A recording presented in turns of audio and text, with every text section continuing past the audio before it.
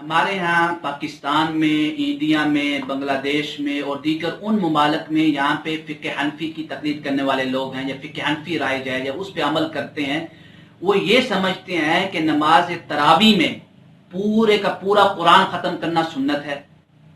تو جب اس سنت پہ عمل کرتے ہیں تو پھر قرآن کے جو احکام فرضیت ہیں کہ وَرَتِّلِ الْقُرْآنَ تَرْتِیلًا، کہ قرآن کو خوب ٹھہر ٹھہر کے پڑھو اور سمجھ سمجھ کے پڑھو کہ اس کی سمجھ بھی آئے کہ آپ کیا بیان کر رہے ہو، اور احکام تجوید کے مطابق پڑھو۔ یہ جو احکام ہے قرآن کے، اس کو چھوڑ دیتے ہیں اور تیزی سے پڑھتے ہیں۔ بعض حفاظ تو ایسے ہیں کہ ان کا پڑھنے ہوئے سمجھ ہی نہیں آتا، بلکہ آیت کا آخری حصہ سمجھ آتا ہے یا وہ الگ سمجھ آتا ہے کہ جس میں انہوں نے رکوع کرنا ہوتا ہے۔ کیوں؟ کہ انہوں نے سن رکھا ہے کہ امام اعظم ابو حنیفہ نے فرمایا ہے کہ نماز تراویح میں ایک دفعہ قرآن ختم کرنا سنت ہے۔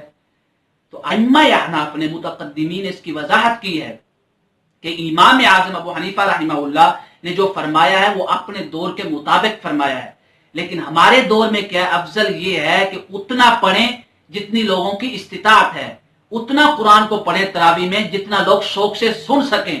زیادہ طویل قرات کریں گے، زیادہ لمبی قرات کریں گے، بڑھا کے کریں گے، زیادہ آیات کی تلاوت کریں گے اور پورے قرآن کو ختم کرنا چاہیں گے تو یہ لوگوں پہ بوجھ بن جائے گا اور لوگ جماعت کو چھوڑ دیں گے۔ اصل مقصود یہ ہے کہ جماعت میں کثرت ہو، قلت نہیں۔ اس لیے امام کسانی نے کہا کہ حفاظ کرام اور دیگر جو لوگ احناف ہیں وہ صرف اتنا قرآن پڑھیں جتنا لوگ شوق سے سن سکیں۔ میں عبارت پڑھتا ہوں، وہ کہتے ہیں،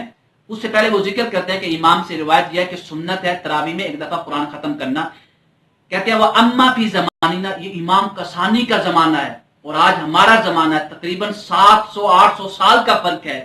تو ان کے زمانے کی بات کر رہے ہیں۔ وہ کہتے ہیں اما فی زماننا فالافضل، کہ افضل یہ ہے ان یقرأ الامام علی حسب حال القوم من الرغبۃ والکسل،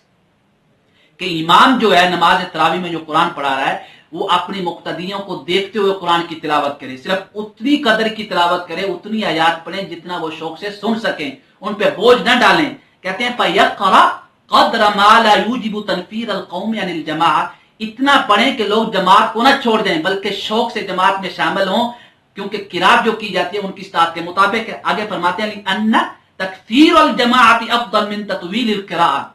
کہ زیادہ قرآن پڑھنے سے افضل یہ ہے کہ جماعت میں لوگوں کی کثرت ہو۔ اسی کو یہی موقف امام الموصلی نے اختیار میں بیان کیا اور دیگر ائمہ احناف نے۔ تو لہٰذا ہمارے احناف جو ہیں جو پاکستان، انڈیا اور بنگلہ دیش میں ہیں، ان سے میری ریکویسٹ ہے نہایت ادب اور احترام کے ساتھ کہ کبھی بھی یہ منشا نہ رکھیں کہ ہم نے تراویح میں پورا قرآن سننا ہے، بلکہ یہ منشا رکھیں کہ تراویح میں جو قرآن پڑھانا ہے اس میں نمبر 1 اتنا قرآن پڑھیں گے جتنا لوگ شوق سے سنتے ہیں، اور قرآن جو پڑھیں گے بالکل احکام تجوید کے مطابق پڑھیں گے۔ نمبر 3